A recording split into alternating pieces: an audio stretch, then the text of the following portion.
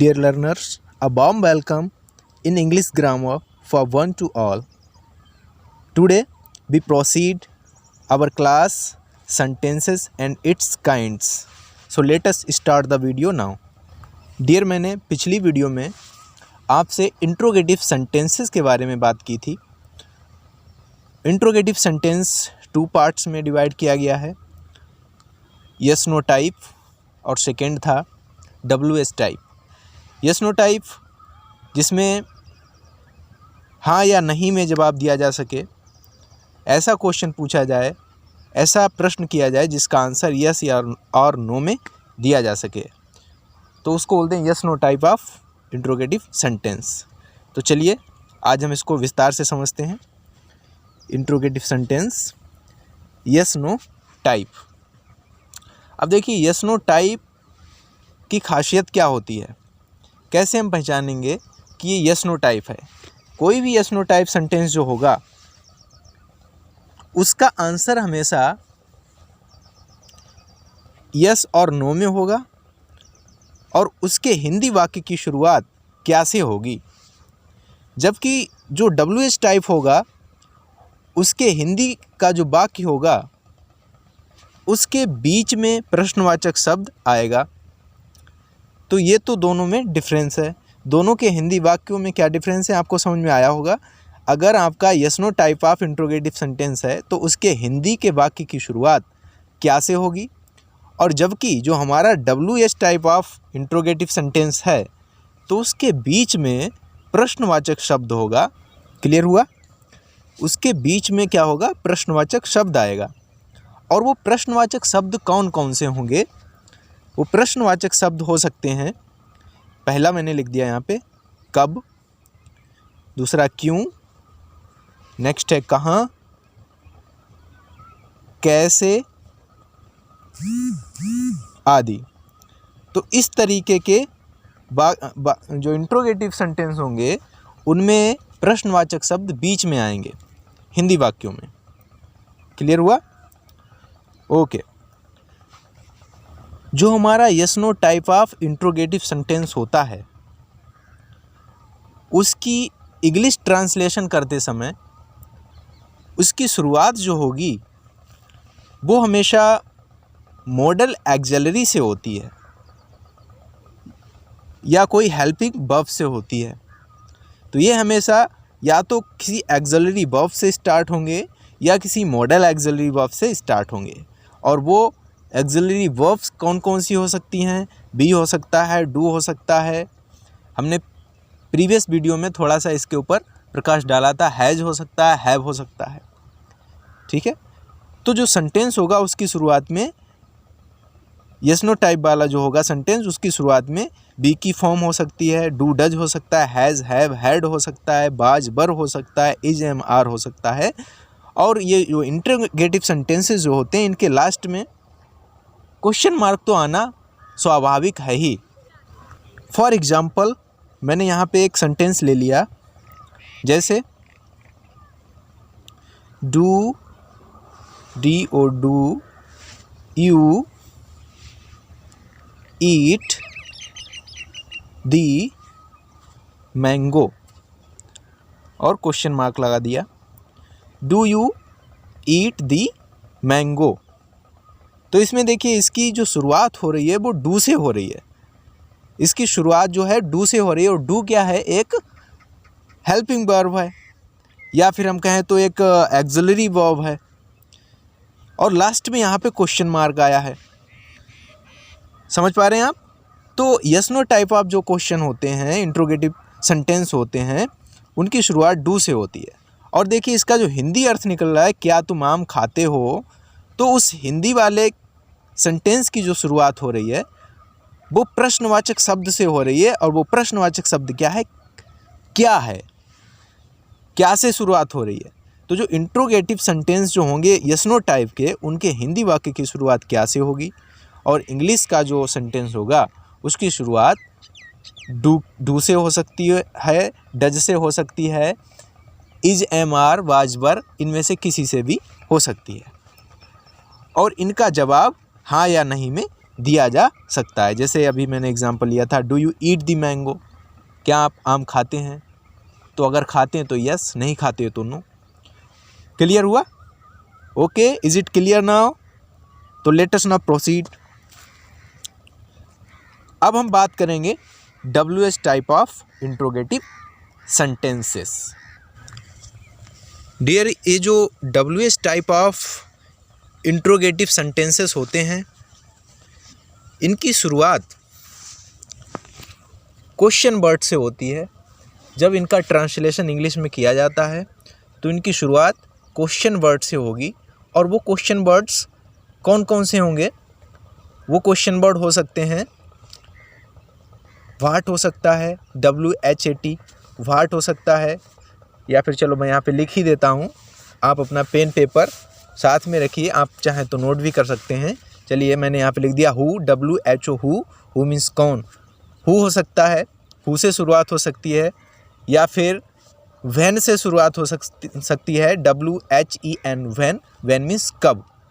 या फिर यहाँ पे मैंने लिख दिया WHERE वेयर, यानी कि इसका जो हम इंग्लिश ट्रांसलेशन करते हैं तो इसका इंट्रोगेटिव सेंटेंस शुरुआत होगी उसकी, वो वेयर से हो सकती है, ठीक है, व्हेन से हो सकती है, या हु से हो सकती है, या फिर वाई से हो सकती है, WHY वाई, वाई मीन्स क्यों। तो ये कुछ क्वेश्चन वर्ड हैं जिनसे इसकी शुरुआत होती है। हाउ भी आ सकता है इसमें, हाउ मीन्स कैसे। तो ये कुछ क्वेश्चन वर्ड हैं जिनसे WH type of interrogative sentences की शुरुआत होती है। क्लियर हुआ? जैसे मैं यहाँ पे एक एग्जांपल लेता हूँ। मैं पहले एक हिंदी सेंटेंस लिखता हूँ। मैंने यहाँ पे लिख दिया तुम कौन हो। लिख देता हूँ यहाँ पे मैं तुम कौन हो। लास्ट में क्वेश्चन मार्क लगा देते हैं, यानी कि हु आर यू, तुम कौन हो। तो देखेंगे आप इसमें जो हिंदी का जो वाक्य है उसमें आ रहा है कौन, यानी कि जो प्रश्नवाचक शब्द है वो सेंटेंस के बीच में आ रहा है। और इसका जब हम इंग्लिश ट्रांसलेट करते हैं, यानी कि हु आर यू, तुम कौन हो, तो इसकी जो इंग्लिश सेंटेंस का जो वाक्य बन रहा है उसकी शुरुआत हो रही है क्वेश्चन वर्ड से, यानी कि हु से। क्लियर हुआ? जबकि हमारा जो yes no type of interrogative sentence था उसकी शुरुआत हो रही थी डू से, do you eat the mango, और इसकी शुरुआत हो रही है WHO यानी कि हु से। क्लियर हुआ? ओके, चलिए मैं इसको रफ करता हूँ अब। तो यहाँ तक हमारा इंट्रोगेटिव सेंटेंस कंप्लीट होता है। इसके बाद हमारा आता है इम्परेटिव सेंटेंस। इम्परेटिव सेंटेंस, चलिए मैं लिख देता हूँ यहाँ पे। थर्ड है हमारा, सबसे पहले हमने पढ़ा था असर्टिव सेंटेंस के बारे में, उसके बाद हमने पढ़ा इंट्रोगेटिव सेंटेंस के बारे में। अब हम पढ़ेंगे इम्परेटिव सेंटेंस के बारे में, यानी कि IMPRATIVE इम्परेटिव सेंटेंस। आज्ञार्थक वाक्य या आज्ञा सूचक वाक्य, ठीक है, इसको हिंदी में हम बोलते हैं आज्ञा सूचक वाक्य। ठीक है।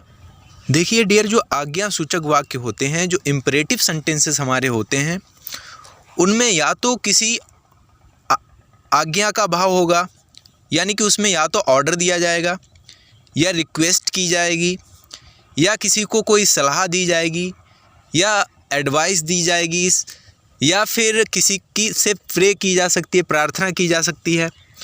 तो इस प्रकार के जब भाव आते हैं किसी सेंटेंस में, तो वो सेंटेंस जो होता है हमारा इम्परेटिव सेंटेंस होता है। चलिए यहाँ पे लिख देता हूँ मैं। पहला है जैसे रिक्वेस्ट, प्रार्थना करना, ऑर्डर यानी कि आज्ञा देना, एडवाइस सलाह देना, सजेशन सुझाव देना इत्यादि। अगर ये बातें, इस तरीके के भाव हमारे सेंटेंस में आते हैं तो हमें ये तुरंत समझ जाना चाहिए कि हमारा ये जो सेंटेंस है ये इम्परेटिव सेंटेंस होगा, ना कि हमारा ये असर्टिव होगा, और ना ही हमारा ये इंट्रोगेटिव होगा। ये हमारा कौन सा होगा? इम्परेटिव सेंटेंस होगा, जिसमें सजेशन दिया जाए, या रिक्वेस्ट की जाए, या ऑर्डर दिया जाए, या एडवाइस दिया जाए। क्लियर हुआ? तो ये तो इसका पहला पॉइंट हो गया कि इस प्रकार के सेंटेंसेस में हमारे ये शब्द हमको देखने को, इस प्रकार के जो फीलिंग्स होंगे, भाव होंगे, वो देखने को मिल जाएंगे। दूसरी हमें बात इसमें जो ध्यान रखने वाली है वो ये है कि इस प्रकार के जो सेंटेंसेस होंगे उसमें हमें कुछ स्पेसिफिक वर्ड्स देखने को मिल जाएंगे, जैसे कि उसमें काइंडली लगा हुआ हो सकता है, KINDLY काइंडली लगा हुआ हो सकता है, या फिर प्लीज़ PLEASE प्लीज़ लगा हुआ हो सकता है, या फिर सर लगा हुआ हो सकता है, ठीक है। इत्यादि वर्ड्स जो हैं ये हमको इस तरीके के सेंटेंस में देखने को मिल सकते हैं। कभी कभी ये नहीं भी होते हैं, फिर भी हमारा इम्परेटिव सेंटेंस होता है, लेकिन सामान्यतः इस तरीके के शब्द प्रयोग किए गए होते हैं, जिनसे हमको पता हेल्प मिल जाती है, पता लग जाता है कि ये हमारा जो अमुक सेंटेंस है वो इम्परेटिव सेंटेंस ही होगा। क्लियर हुआ। इसके बाद हमें जो है थर्ड पॉइंट एक और लर्न रखना है इसमें, वो ये है कि जो इम्परेटिव सेंटेंस होता है उसमें जो सब्जेक्ट होता है यू, यानी कि यू जो है सब्जेक्ट छिपा हुआ रहता है। तो जो इम्परेटिव सेंटेंस होंगे उसमें यू हमको दिखेगा नहीं, लेकिन उसमें यू कहीं ना कहीं छिपा हुआ होता है। जो बात कही जाती है तो वो हमसे ही कही जाती है, जो लिसनर होता है, सुनने वाला होता है, श्रोता होता है, उससे बात कही जाती है। तो इसमें हमको यू प्रायः ऑफ्टन हमको छिपा हुआ ही मिलता है, उसमें डायरेक्टली यू लिखा हुआ नहीं मिलेगा। तो चलिए इसको मैं एक एग्जांपल से आपको एक्सप्लेन करता हूँ। ओके, चलिए हमने एक एग्जांपल ले लिया यहाँ पे, इसको आप नोट कर लीजिए। जो मैं ये पॉइंट्स मैं लिखवा रहा हूँ, इस पे लिख रहा हूँ, स्क्रीन पे आपको दिख रहा होगा।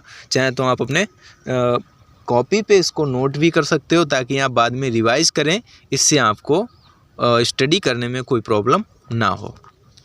तो चलिए मैं यहाँ पे एक एग्जांपल ले लेता हूँ। चलो इसको इरेज कर देते हैं। मैंने यहाँ पे लिख दिया please PLEASE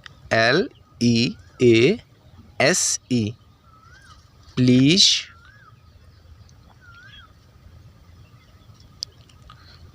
okay please give me a glass of water,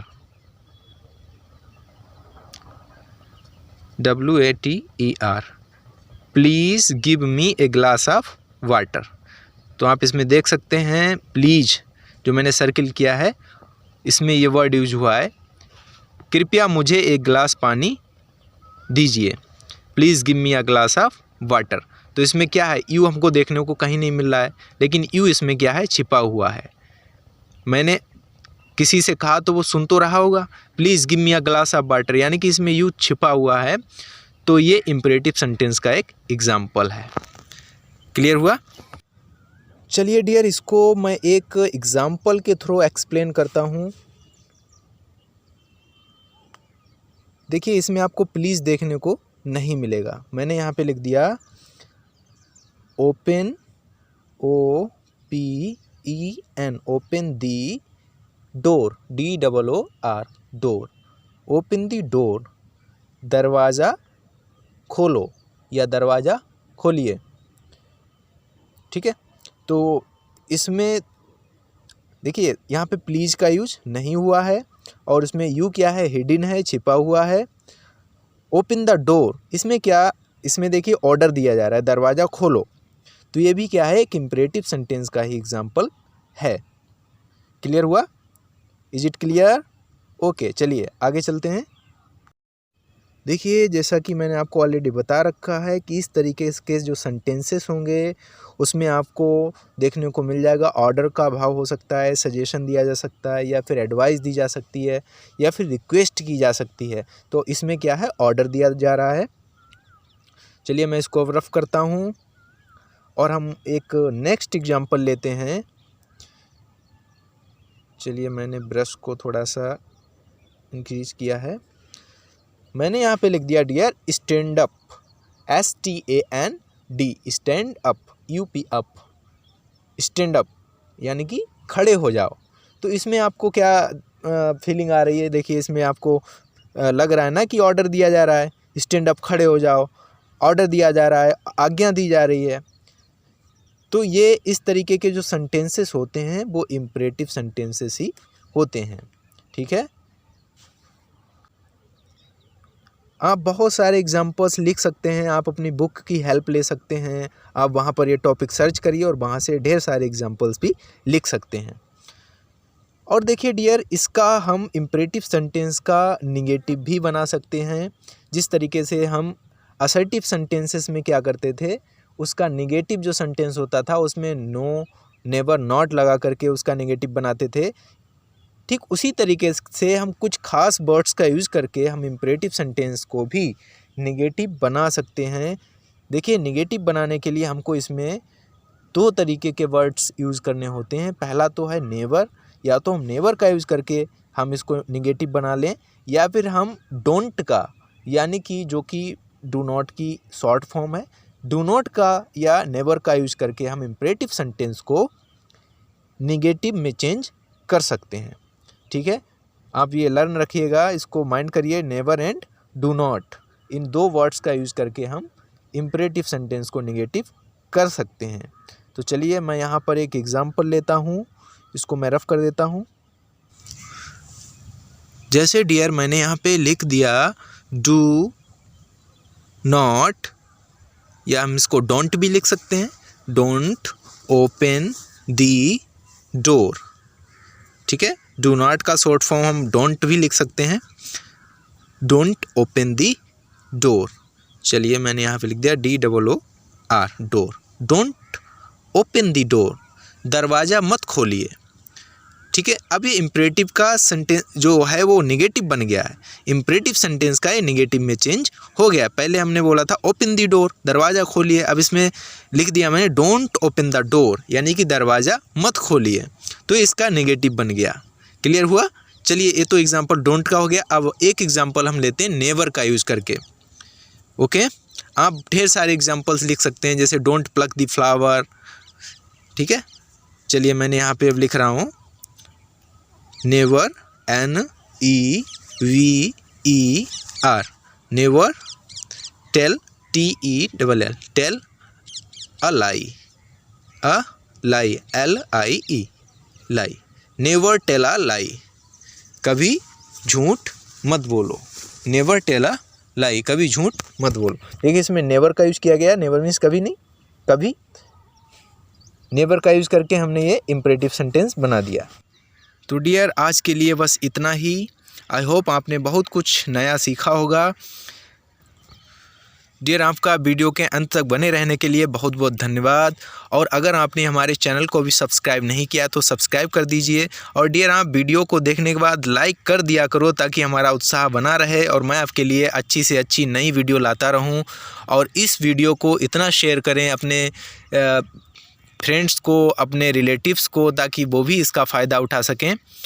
dear learners, हमारी वीडियो को देखने के लिए, हमसे जुड़ने के लिए, हमारे चैनल पर बार बार आने के लिए आपका बहुत बहुत धन्यवाद।